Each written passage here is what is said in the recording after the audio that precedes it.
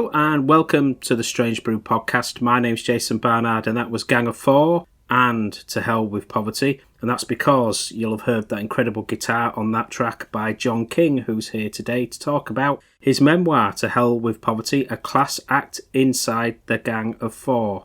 Absolutely fascinating conversation here. So let's hear my chat with Jon. Hi, Jon. Can you hear me? Loud and clear. Okay. To Hell With Poverty, a class act inside the Gang of Four. Fantastic read. Why now, Jon? Well, it's this year is going to be the last year in which I'm going to be doing any Gang of Four gigs and stuff. So this is the end of the line there. It happens to be the 45th anniversary of its release in the United States.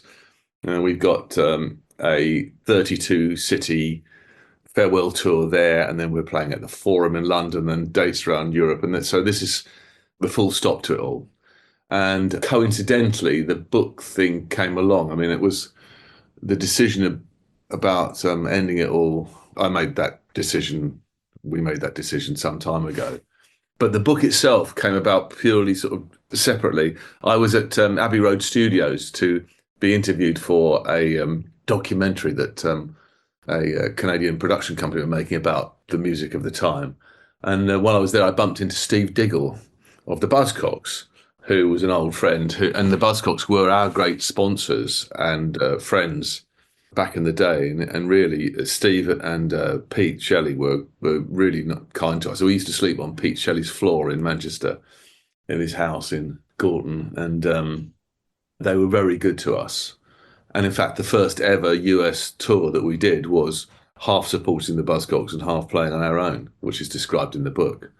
Anyway, Steve was very pleased to see me, which I was also pleased about. And we talked about the olden days. And I asked him what he was doing apart from gigging, because he plays all the time. And he said he was working on his autobiography, which is being ghostwritten in his case. And they said, I ought to have a go at it. And I thought, I don't know. And he said, would you mind if I give your number to my agent, his literary agent, Kevin Pocklington? And he did. And in the end, Kevin said, you ought to. It's an interesting story. You ought to do it. And so I wrote some sample chapters and got a deal with Little Brown. And then I had to write the thing. So last year, actually, because of the farewell tour happening, the book itself became accelerated to be released in time for that. Normally, it would have come out in the autumn. So I worked really, really hard to write it. So that's it, a long-winded answer. Your background is absolutely fascinating. There's just a huge dichotomy or mix of things which, we can talk about how it potentially influenced your lyrics in Gang of Four. You come from working class origins in South London. Your family moved to Kent, but again, self-build of your dad's. But you got a council-funded place in a very, very posh private school in Sevenoaks. Yeah. So you got a taste of different aspects of life, and all running through that is the post-war era, which for a lot of the public were really, really rough. Yeah. Yeah, it was... When I was writing it, sometimes I found it quite comical, the deprivation. I mean, I wasn't really aware of it at the time, because everybody was really in the same boat. Well, not everybody, but most people were. And, as a child, playing on a bomb site. I mean, it wasn't just Britain, Liverpool, Bristol, well, all over the country, Hull, anywhere that had industry had been probably bombed in the war. And there had been such incredible... financial collapse after the Second World War that there were bomb sites uncleared right until the early to mid 60s. So it really seems like ancient history. I mean, it is ancient history in a way, but it was not an unusual experience. And I love playing. The house right next door to my granny's was a ruin. I mean, the bomb had gone through the roof and had not exploded. So there was this fantastic you could see the sky through it, and I could climb up through the buildings. And my dad was an electrician, and in those days, electricians were really badly paid. You worked for the municipality, you worked for large corporations, but there was very little upside to it. So that was interesting. And then when I went to this very posh public school, I always put in brackets next to it because for American readers, i.e. private. because of course everything in Britain means the opposite of what it says. If someone says something's interesting, they mean it's boring. And if someone says you're in a public school, of course you're in a private school. My two brothers went to what was then called a secondary modern school, and there were these gradations of schools that you could go to, and the top state schools were grammar schools, and then you had technical schools, and then you had secondary modern schools, and the grammar schools aped the public schools, which are of course private schools, and so that existence of being in a school that's much more like Harry Potter than anything else was very formative. And of course, being working class, I'm sure I must have lost my accent in hours because it was pretty violent place. I always think that that's the reason that unoriginally that public school boys are always famed for doing well in prison because it was like being in prison. But it was also an exposure to the class structure and the extraordinary privilege of the wealthy, which continues to this day unchanged. It's probably even worse now then. I mean, the sort of visible differences have declined a bit in that everyone's got a TV set, but the actual difference in life opportunities between the privileged and the less privileged is horrible. So that really did inform my writing. I mean, today, I saw only last week, that only 6% of children go to private schools, independent schools, as they now like to be called, but they have 40% of all of the people in the creative sectors, in the musicians, actors, dancers, come from privileged top backgrounds. And there is that contrast between at your private school, where it is, as you say, a very strict and in some ways abusive environment. But when you got older and you went into the art department, you did start to get a window into a different world. Yeah, I mean, I was very keen to get away from the place. I think most music comes from the suburbs. The Bromley contingent invented sort of punk rock, and Depeche Mode come from Swindon or somewhere like that. I mean, so the suburbs have a big role to play in music because you get so bored. But I was in a place where there were no people of colour whatsoever. There were, I think, 3 Africans in the school's international centre who I never met. There was one Indian restaurant and there was a Chinese restaurant. So the only 2 people in the whole of Sevenoaks of colour. One was a Chinese family and an Asian family. And that was it. And the music I loved, though, was black music. I loved funk and soul and reggae and Jimi Hendrix and obviously rock music, which of course is a derivative of that. And then, Miles Davis and Ornette Coleman and stuff like that. So it was a puzzle to never actually even see people from that ethnic minority background. So I really wanted to go somewhere where I could meet different people. And Leeds to me was fantastic. I mean, the two cities I had wanted to go to was Newcastle and Leeds. And I wanted to get away from the south, and I wanted to be in a proper place with interesting people. And the north always fascinated me, and I loved it there. And I loved Leeds was in an even worse state than anywhere that I had seen, though. I mean, it was absolutely incredible. I mean, looking up, researching for the book, photographs for to show what it was like. I mean, on the I think it's the Yorkshire Evening Post thing or the Leeds Libraries. I mean, quite unbelievable. There were acres and acres and acres of ruined buildings, or buildings where people had been turfed out, and they were building these terrible slums in the sky, and the demolition everywhere, and the smell of smoke in the air from burning wood and burning plastic. I liked it. And because it meant it was really cheap to live, and we lived. I had a flat among all these condemned slums, and we had a rehearsal room in these places where you could play as loudly as you like because there was no one around, and you stole the electricity from the mains. Yeah, so that was a big thing. And Leeds was a very interesting place, because you had Chapeltown, and I immediately got into like the funk society and go to reggae things, and we went to blues dances, those illegal parties. And it was great. And I really, really liked all that sort of thing. Amid all of this terrible atmosphere of violence, I mean, the police were corrupt and useless. There was the Yorkshire Ripper, who was a vile murderer. And then, of course, the extreme right-wing movements that were centred on Leeds at that time. So it was very edgy, which, of course, again, has its own appeal. Was it a coincidence that a cluster of you guys from public school where Andy was, Mark White of the Mekons, that you all clustered into Leeds? Was it just random? No, it wasn't random. In the art department, within the school, there was this sort of blessed department run by Mark White's father, Bob White, who had got this huge budget to do practical artwork, which was quite unique. And there was also a unique lack of the violent abuse that happened everywhere else. And so in my group at the school, there's me and Kevin Lightsett were in one year, and Paul Greengrass, the movie maker who did all the Bourne conspiracy movies, and Adam Curtis, who became the great documentary filmmaker. Fantastic. Who does all Massive Attack stuff now.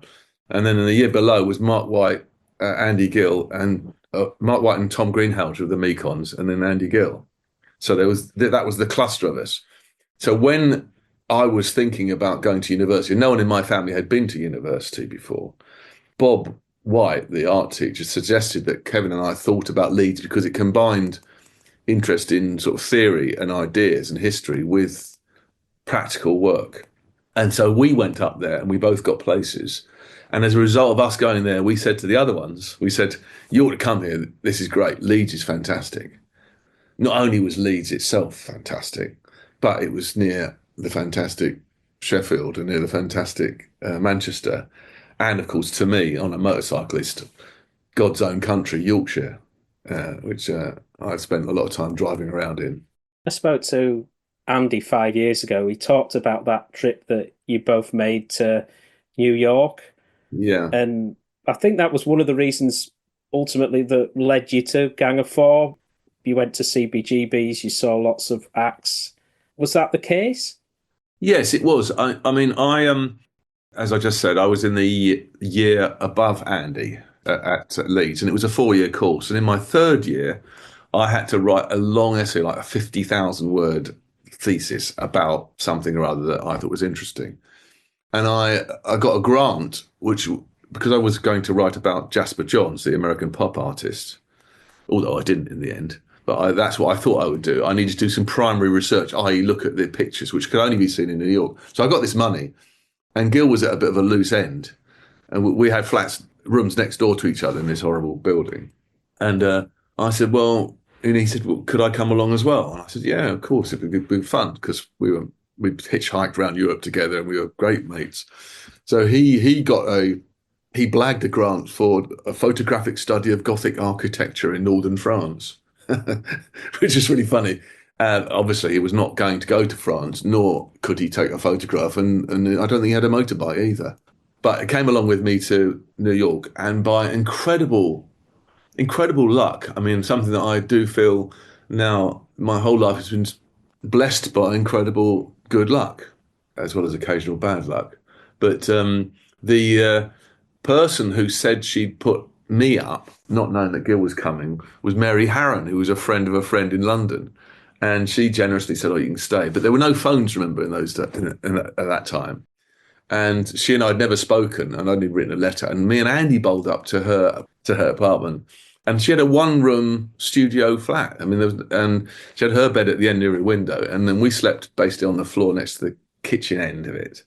And she not only was that really generous, but she lived on St. Mark's Place, which was then the coolest street in the entire world. You know, Andy Warhol had a club down the street. William Burroughs lived across the road. Debbie Harry lived 2 blocks away. Richard Hell lived just a few doors up. And there was the 5-spot jazz cafe where Miles Davis and Ornette Coleman and all the greats played. I mean, it was just incredible to be there. But it was in squalor. I mean, like, again, the New York, the Manhattan that people go to now, or the Brooklyn that people go to now, is really neat and tidy and safe. When we arrived at the airport, they would give you a pamphlet or a group of arty people did anyway, saying, do not enter New York. It was like the John Carpenter thing. But there had been 1,000 murders in Greater New York by August. 1,000 murders, which is quite a lot, given that in the UK, in the entire year, they'd had 90. So just to put it into context. Yeah. So it was 100-fold, but I don't know what it was by the end of the year. It's probably 100, 200-fold increase on murders in America, in New York alone, than in the whole of Great Britain. And it was really filthy and rugged and all that kind of stuff. But Mary was a journalist with New York Punk magazine, which was then the kind of like the alternative indie, almost fanzine type thing, which had sort of stories like, a photo love story between Joey Ramone and Debbie Harry, I've got copies of these magazines. And Mary was there, and she had broken up with J.D. Doherty, who was the drummer of an unknown band called the Patti Smith Group. Yeah. So, and CBGB's was like about 5 blocks away. So we used to sort of go down there and get waved in. And everyone in there, and I don't know if you know what CBGB's is like, but a really seedy place. But everybody who was in that room, I think, was in a band or was a mate of someone in a band. So we'd hang out with, the Ramones and Talking Heads and Blondie and all this kind of stuff. No one was famous then. It was not like it was, everyone was hopeful. And the Ramones actually, I think, were starting to get some notoriety, which I love their stuff. And everyone assumed that we were in a band. And because we were there all the time, and Andy said, so what's the name of your band? And Andy said, we're called the Mud Flaps, which is really, it seemed funny at the time. But when we got back, and we were really excited by that, and I always liked that New York music. And when we got back, British punk rock had really sort of taken off, which of course was Malcolm McLaren nicking Richard Hell's look and creating the boy band Sex Pistols. So we came back and thought, it'd be a good idea to have a band. And we knew that Hugo was a drummer. And while we were thinking about that, we all went along to the now legendary show at Leeds Polytechnic of the Sex Pistols, the Clash, the Heartbreakers, and the Damned for £1. In modern terms, I suppose the equivalent of a fiver to see those back, spending power. And it wasn't full up at all. I mean, there were loads of journalists there taking photographs of everybody. And we were very proud when on the front page of the Yorkshire Evening Post, there was a picture of Johnny Rotten, how offensive he was. And underneath it was a photograph of Andy Corrigan, who I shared a flat with, from the Mekons. And it said, this punk rock fan had a razor blade earring. And so we're all very proud of Andrew. Although it was a bittersweet thing for me to see that photo, because Corrigan and Mark had gone off with our weekly food money and spent it on his silver earring rather than any food. So I was but anyway, so we decided to start a band, and then the Hugo, Andy and me then looked around for a bass player, and there was a guy called Dave Wolfson who was a really nice bloke who could play the bass. In fact, he was a much better musician than we were. But he was really a jazz funk player, and we played a couple of self-promoted shows because no one would put us on, obviously. There was no scene in Leeds at all. And the university wouldn't touch us because they liked playing. They had big bands on there. We didn't have a demo. We hadn't got a record out. So we had to promote our own shows. And we did a couple of those and then realised that Wolfman, Dave Wolfson, wasn't right for the band. It was very friendly separation. And then Dave Allen turned up from the Lake District. And Dave Allen was a really accomplished musician. And he was incredible. He and I used to sort of just sit there and talk about the meters, listening to things like Sissy Strut and the hand clapping song and things like that. Or he was a big fan of Can, which I was as well. And so he came on board and brought this really strong command of an instrument to us all, which was really good because, Andy wasn't really a good guitarist at all. He couldn't play 12 bars very well, or couldn't play rock and roll, couldn't play funk at all. Because he never had any lessons, and so it was quite interesting, to have then that heavyweight rhythm section that was really, really tight and accomplished, and then it allowed Andy to find his own brilliant style, which didn't involve playing in genre too much. Although we did our first 18 months, we more or less started off playing like Dr. Feelgood. And we had the good bad fortune or the bad good fortune of being in a place north of Watford. Because none of the music press would come up north, not at all. It was just an amazing sort of thing how centered it was on London. You wouldn't think there was anything else going on until the Buzzcocks came along with the Spiral Scratch. And we blagged, Dave Allen did this. Dave was our booker because he had a payphone in his house.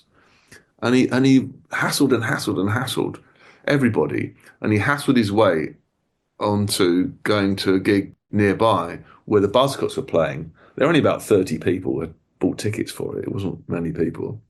And we turned up with our equipment and said, "Can we support you, please?" And Richard Boone, their manager, said, "Oh, all right, off you can, yeah, so long as you get on and get off." And we did our turn, which he watched. And he was so impressed. And remember, we'd been playing for like a year and a half by then. We actually got quite good at playing. And he was so impressed. He said, "You can be our support band for our European tour."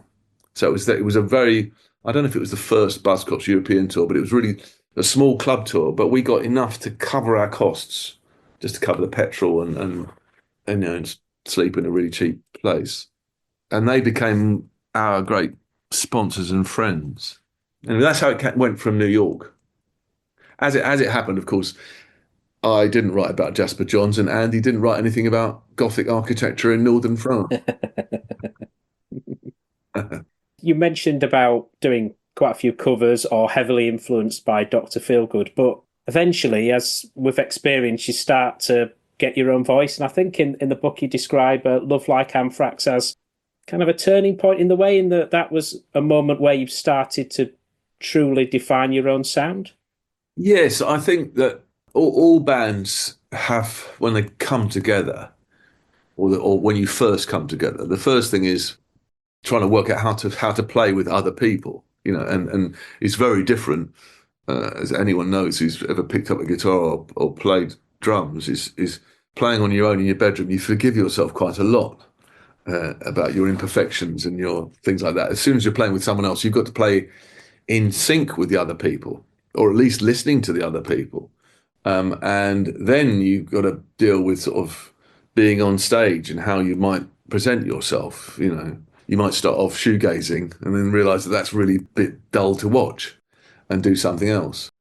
And the easiest way in is to play genre music. I mean, like, if you like rock and roll, then listen to ZZ Top or something. I mean, obviously, not necessarily copy them, although the overwhelming majority of people in bands are playing in genre, and there's nothing wrong with that at all. It's great. I mean, like I mentioned, ZZ Top, that is genre music, but it's fabulous.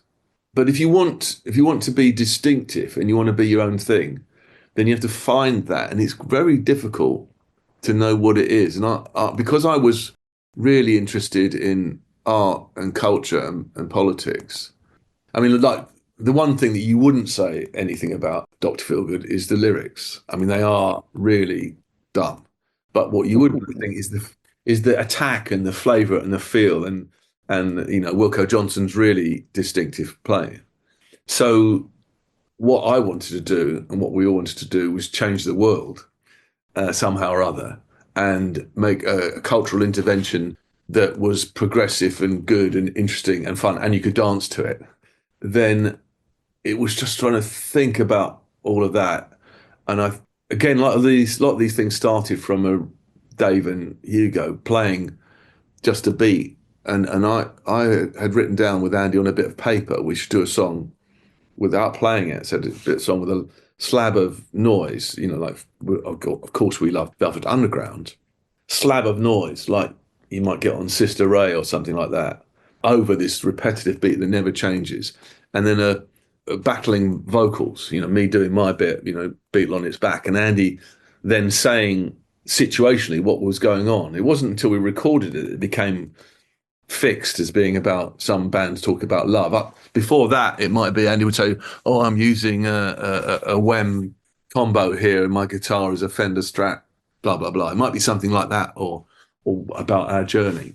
So that was very interesting, and that was inspired by a movie by Jean-Luc Godard, which had a split screen on it, had two screens of this sort of the same thing with the different dialogues going on, and your attention was drawn between one another, and you couldn't quite work out what was going on. And of course, the point of it all was to say there's not necessarily an authorial view about things. You can sort of look at things, from the side of your eyes sometimes. And it was really, I think after that, I thought, we can't carry on doing this. I'm probably making this up, but I seem to remember there was an article, an interview with John Lennon, when he said it was something like 1965, and he'd heard one of Bob Dylan's, I think it was Highway 61 Revisited or something like that, and he said, as soon as that came out, we knew the game was up.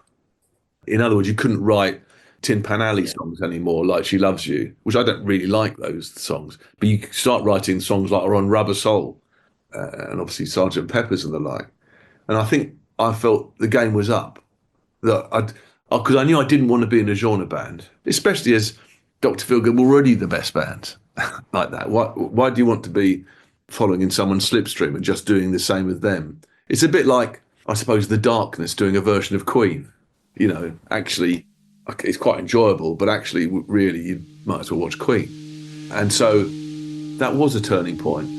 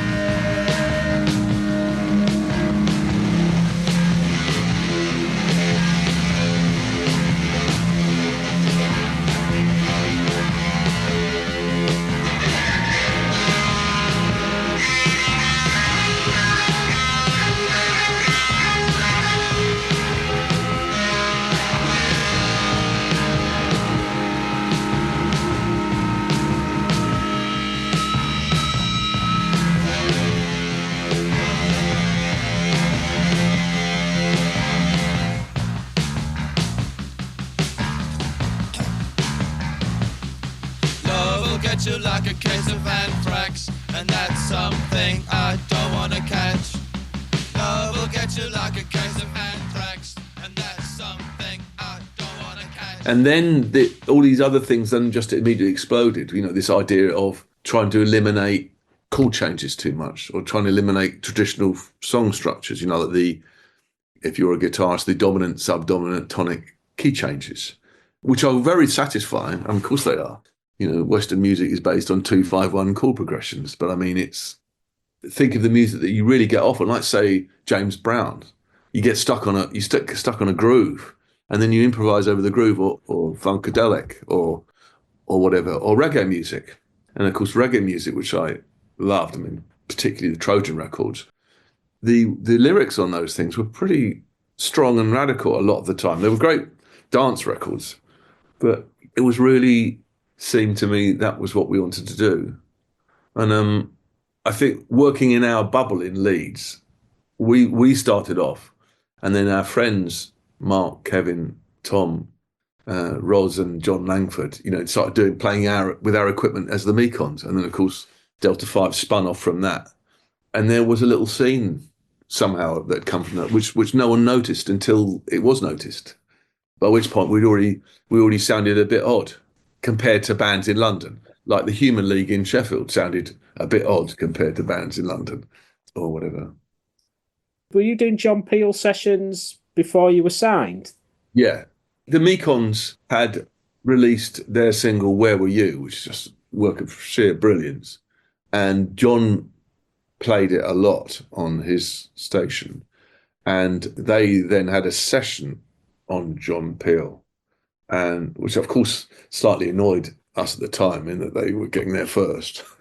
And but they hassled the owner of Fast Records to give us a single.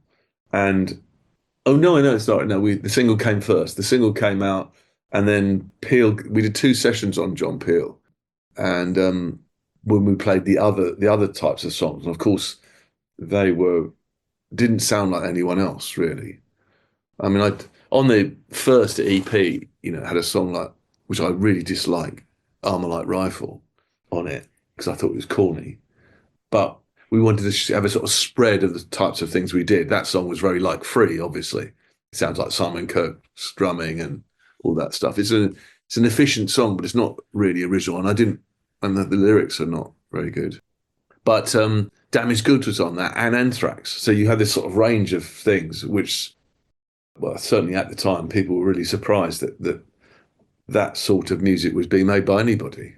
It didn't sound commercial, I think it's fair to say. I've just got visions of you going around Morrison's in the Merrion Centre looking for discount products, and that being the spark. Obviously, you changed the twist of the song a bit. Yeah, that's right. The change will do you good was one of their lame offers. It's like that advert for Asda. When someone patting their back pocket, it's Asda price.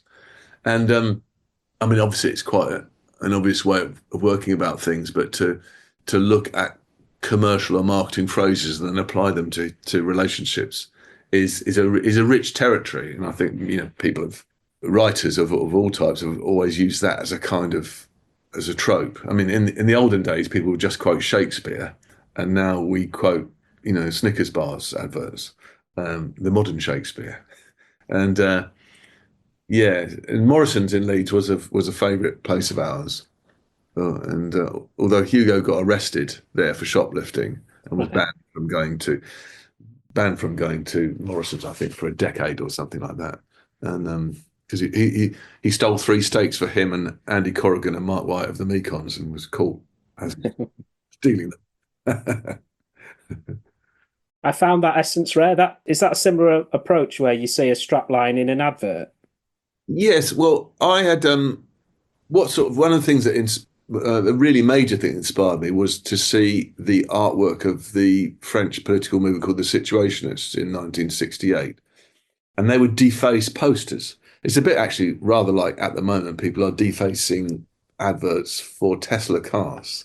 There had been a poster which I saw when I was 15, a photo of it, and it's a picture of a very lovely woman, and they put in a speech bubble coming out of its mouth, whoever defaced it, saying in French, "I know I'm exploiting you, but I'm not doing it on purpose."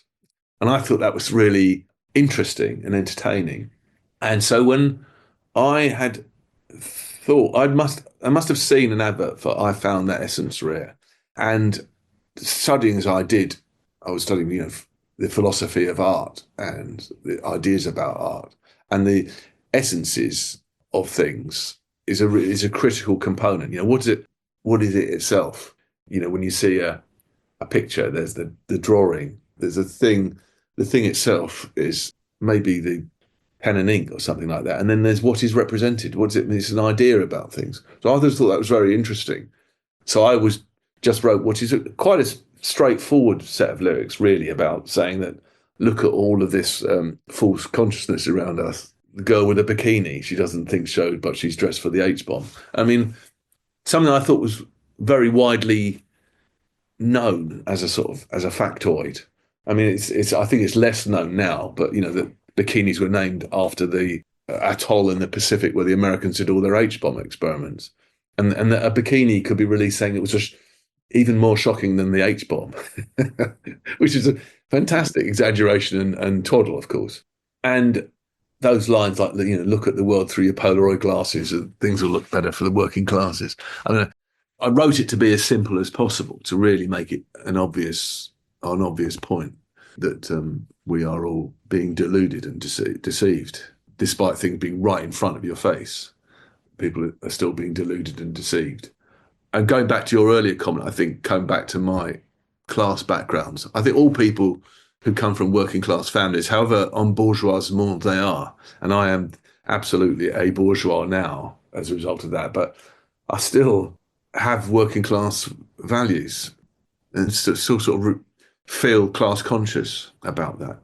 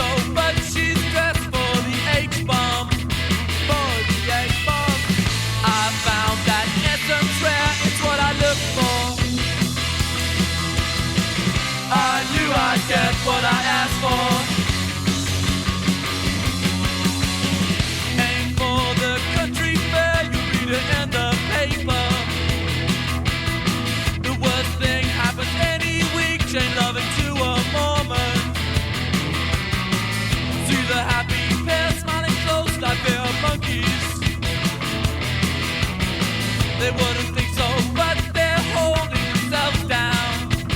Hold themselves down. I found that essence rare, it's what I look for. I get what I ask for.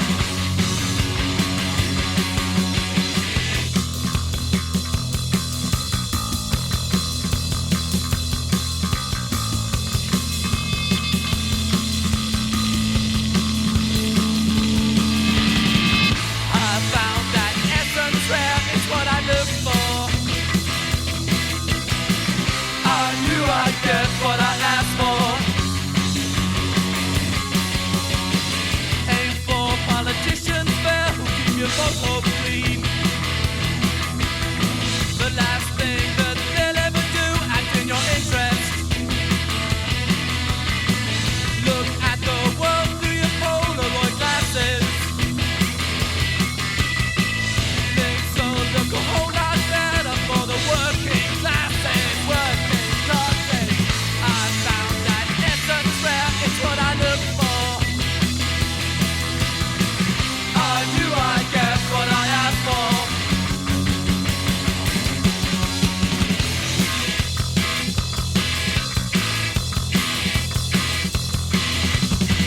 I found that essence there. It's what I look for. I knew I'd get what I asked for. You took control in terms of record companies because you signed to EMI in the UK, but then you had a separate deal with Warner Brothers in America, and Jerry Wexler was the convener of that. How did that play out? Well, we wanted a major deal. We had a terrible experience with Fast Records. They never paid us any money ever. They didn't even pay us for the recording of the record. So I made literally not one penny from it. And we never actually signed a contract with them. So the thing was put out, it sold tens of thousands of copies, and we didn't get anything at all, nothing at all. It was really terrible. And I thought, there's no way I'm going to be with an indie label again, because we were just being exploited. It still rankles me to this day. So we wanted a big deal because they do account to you properly. So it's slightly paradoxical, I think. There were good labels out there. There were labels like Rough Trade, and there were good labels like Factory Records, but that wasn't our experience. Nor was it the Mekon's experience, by the way, with the same label. So what we wanted was absolute artistic control. And for me, particularly to do the album designs, and to be no question that they would reject what we gave them.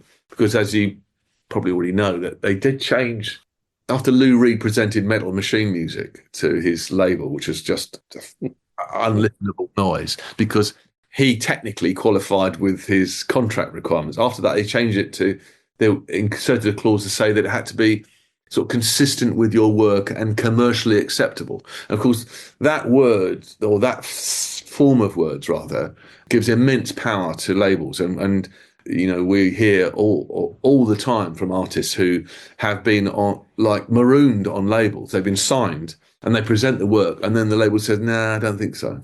Go away and do another one." "Nah, I don't think so." And it can run for a long time and ruin your opportunities. So we didn't want that, because we knew that what we were doing, Anthrax, let's face it, is not likely to be on pop radio, is it really? And obviously it wasn't written to be unlistenable to, but it was written to be interesting. And at the time, I used to think it was more like jazz, what we were doing, in that jazz musicians never get played, but they were about doing something that was authentic and true and dangerous.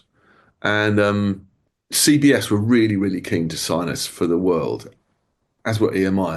And in the end, we said to EMI, "We'll sign to you for," it was actually half the money, "we'll sign to you, but not for the United States and Canada, not for North America."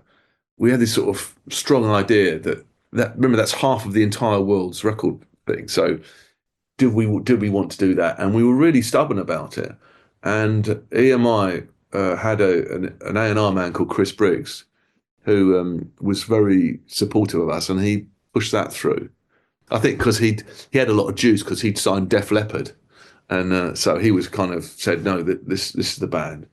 So that meant that we were free in North America, and it was, I think, the most musically flattering thing in my entire life was that the greatest man in all music, a producer in all music, Jerry Wexler, thought we were the best band in the world. He actually said, "I think you're the best band in the world." Now, maybe he said it to everybody, but I mean, he was ridiculously positive about what we were doing, and even invited us round to his Park Lane mansion to have dinner, and took us into his back room, which was like the Hall of Mirrors at Versailles, just glistening with gold and silver and platinum discs from Aretha Franklin and the Beach Boys, and amazing. And he bulldozed through a deal with Warner Brothers in North America, which was great. And we licensed the content to. We didn't technically even sign to Warner Brothers. We licensed them the material that we'd already got.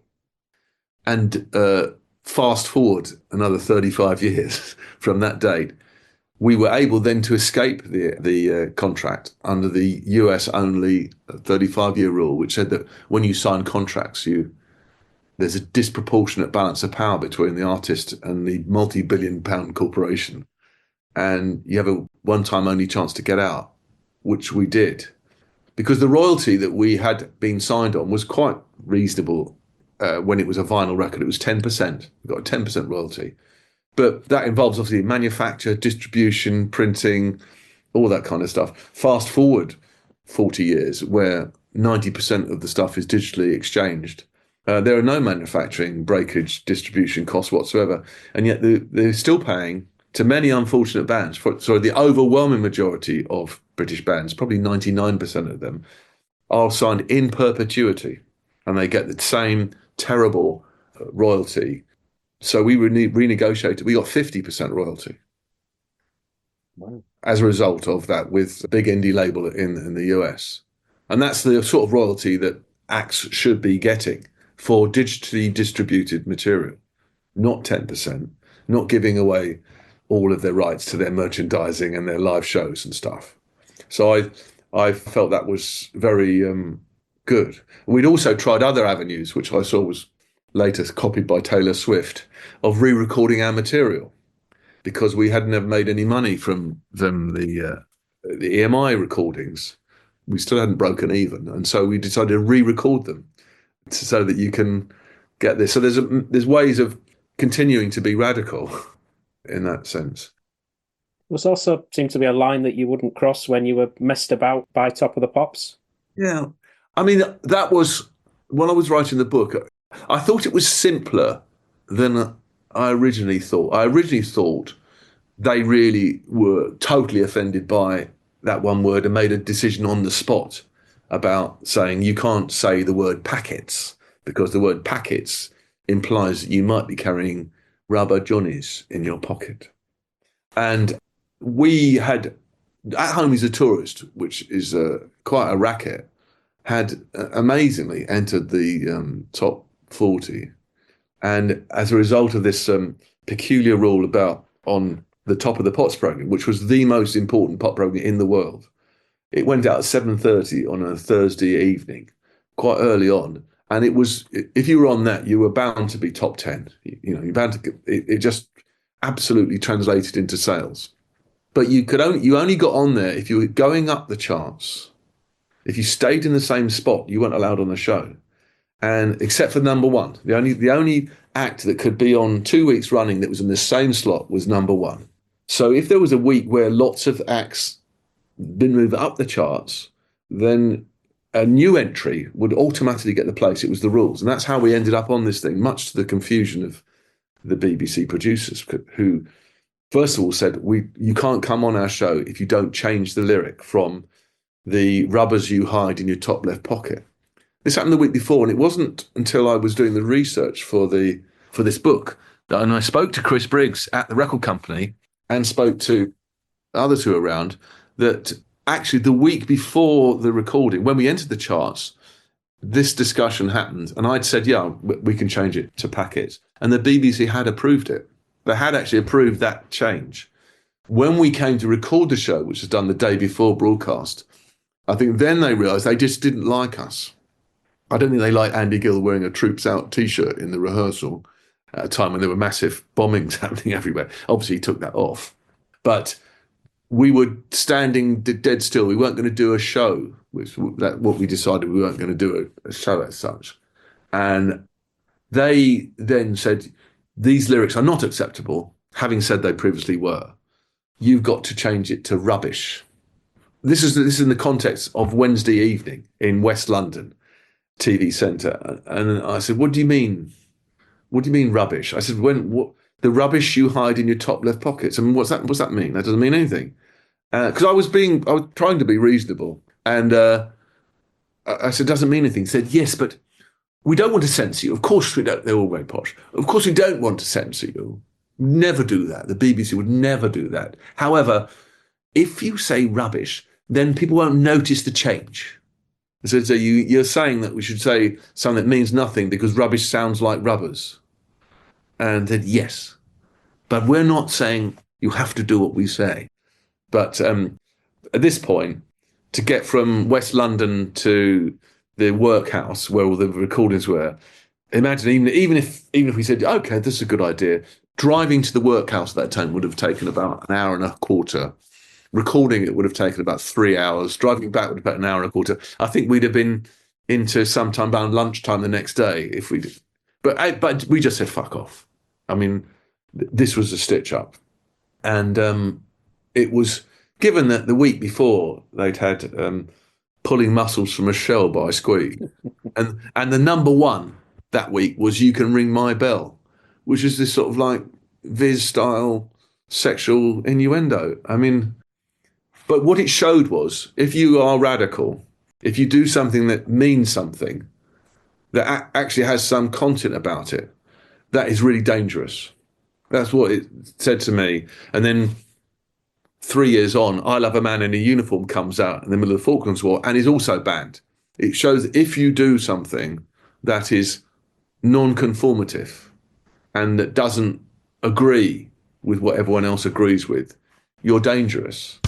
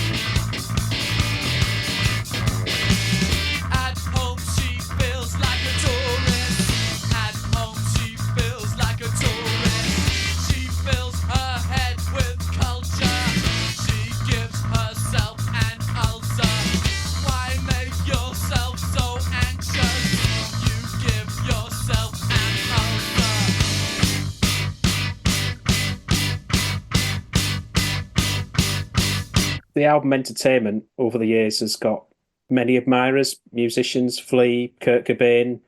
You're also playing it live with the forthcoming Gang of Four dates. What's your perspective now, decades on that album? I just got back last night from the States where I was rehearsing with Hugo and the others. And playing Entertainment is quite an experience. I mean, I find it's quite... We're going to play it track by track, and then a best of the rest second set, which has got fantastic songs in it, like To Hell with Poverty and He Turned in the Army and Paralyze, all that. But Entertainment is very crisply itself, and it's remarkably uncompromising. I mean, you're just mentioning there, At Home He's a Tourist. The opening section with this, what we thought of as a kind of sort of like a disco beat, ding diddling diddling diddling dung there, which was that going on and on and on and on, and then Andy doing this, like musique concrète kind of thing. Someone described it. Some reviewer once described it as sounding like a train crashing in the Grand Central Station, and it's an amazing piece of improvisation and fluidity, and obviously my words and lyrics over the top of it. And I think and that's a relatively conventional song on Entertainment, in that it's got a verse and a chorus, and it's got a middle eight to it. But then you've got songs like Damaged Goods, which has none of the above. Oh, I suppose it's got a middle eight section. It has got a section. Or Anthrax, which is just noise, vocals, end. Or then a song which opens up the album, and we're going to play it exactly track by track. So starting on Ether, rather than which the record company wanted, starting on Essence Rare, it was the first track of the other side. There's swapping of the narrative, one side to another, appearance, reality. It really, I found it extraordinary. And then playing, a song that I haven't played for 30 years or something like that, Guns Before Butter. Why is that song now like the world now? I hear this talk of guns and butter is the cause of all my shaking. I was thinking, man, I could have, that could be written right now. It's not like a sort of crusty old song like hearing, Down at the Old Bull and Bush or something. And so I'm very proud of it. And I know, you never know who's in the audience, but around, I guess, probably 2/3 of the audience are people under the age of 40, and a large number in their 20s. And I think that people who like music and have a progressive or hopes of a progressive future aren't getting enough of rebel music. I don't think that, especially in rock, I think there are very few examples I can think of indie or otherwise bands who are writing stuff that tries to sort of take on these dark times. So I felt that very much. And like Hugo singing It's Her Factory, which is not on Entertainment, but the rollback of women's rights. It all sounds right dry, but these things, it really struck me. I was thinking, it actually has a validity to play it right now, and a validity to play it in this year. And I'm glad that we're doing it this year for the last time. It sounds great as well. It's really loud. It's really loud and aggressive and funky. I like it.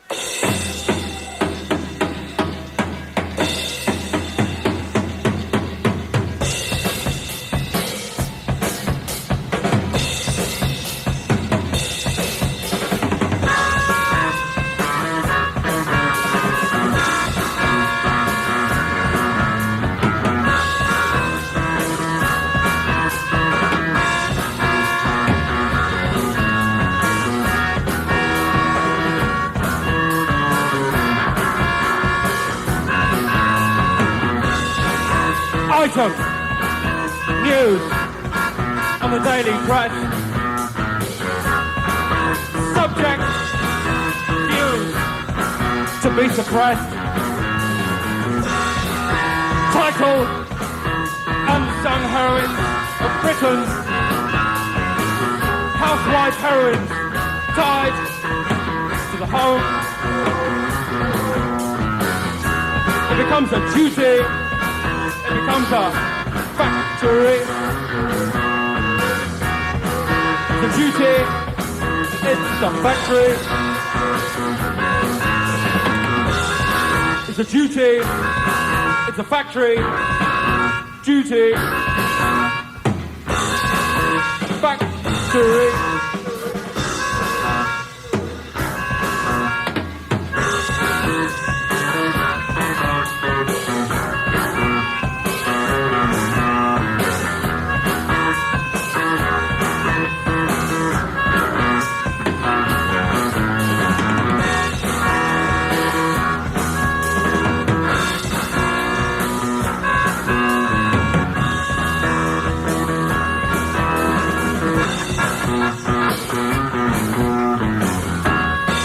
Paternalist his playpen. He gives them his sympathy because they're not men. Scrubbing floors set close to the earth, close to the earth. And a man's world, they're not men. In a man's world, they're not men, not men. In a man's world, they're not men, not men, not men. In a man's world.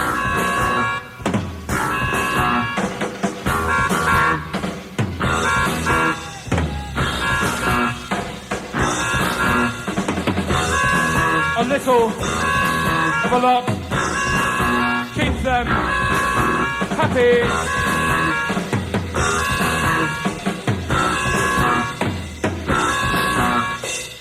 Avoid the answers, but keep them snappy. That's all.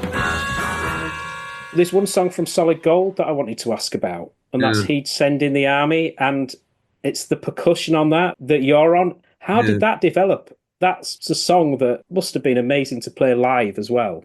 Yeah, I think that is my favourite song to play live. In that I think it's the most like jazz. It's obviously not a jazz song, but when we wrote it, I was playing on a bit of scaffolding pipe. Just wanted a kind of very abrupt, bright metal sound that wasn't musical to go through it, and it's on the 4, as you know. So it's 1, 2, 3, bang, 1, 2, 3, bang, which is from the rest of the band's point of view already quite a conundrum. Because like funk is always about the 1, and then it's 1, 2, 3, 4. It's 1, 2, 3, 4. So putting it there, and then we could just have a groove that had stopped and started but had no key changes in it, and then Andy would improvise and play off against this very simple thing. So you'd have this quite in and outy rhythm section with Andy playing quite off a lot of the time on the offbeat and as a sort of dueling thing. And I had written these words about obviously which again I think about today is really like about incels and oppressive men. The family's head gives orders. In the end, what he says goes. And you think, oh, that's the Tate brothers, isn't it?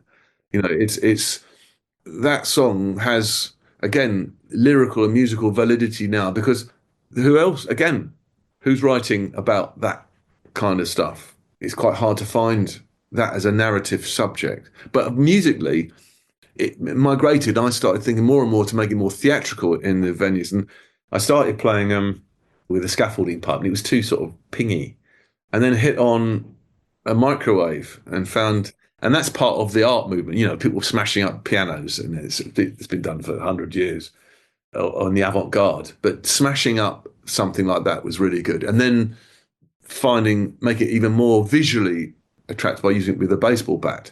So you ended up adding this theatrical element, which talked smashing up this consumerism thing, which is also hand in glove with these vicious men who would send in the army, these men who like harassing and abusing women, who are often very authoritarian. Unfortunately, again, these are the times we live in. And when the glass window shatters sometimes, people are kind of shocked by it. And it's not an original artistic idea to smash up a consumer good at all, but actually it's very almost never done in a rock context. We once did a show where we have on the rider, by the way, the microwave, and it has to be from a dumpster site. It can't be a new microwave. I won't play a new microwave because that's wrong. But we played a gig in Belgium once, and the promoter, I think, thought it was a gag, like taking the blue M&Ms out or something. And said, no, it's not a gag. We've got to find us this thing, and it's got to come from a dumpster site. And he, in the end, his minions couldn't find something, but they found a stand-up fridge that was as tall as me. And I played that night. I played a fridge on stage. But it actually sounds really interesting, and there are elements in it that remind me of dub reggae, which was something that we were very keen on. Although, of course, it doesn't have the offbeat reggae flavour to it. But that DIY mess that you can make that still is sort of thrilling and shocking. And that's what rock and roll is about. It's about being thrilling, and well, one of the things it maybe ought to be about, thrilling and dangerous. That was a fantastic song. I mean, Paralysed on Solid Gold. What a great song. Andy's Pièce de la Résistance, fantastic. Or What We All Want. I feel that album was a great second album after Entertainment. Thank you so much for your time, John. Highly recommend To Hell With Poverty, class act inside the Gang of Four. It's been great also listening to your memories of Leeds in the 1970s, early 80s. So thanks a lot. Thanks very much. And there's going to be an event in Pudsey of a book signing thing, if anyone wants to come along to it, on the 13th of June. Brilliant. All right. Hope to see you. Thanks, John. Bye-bye. I don't know who's sending the army.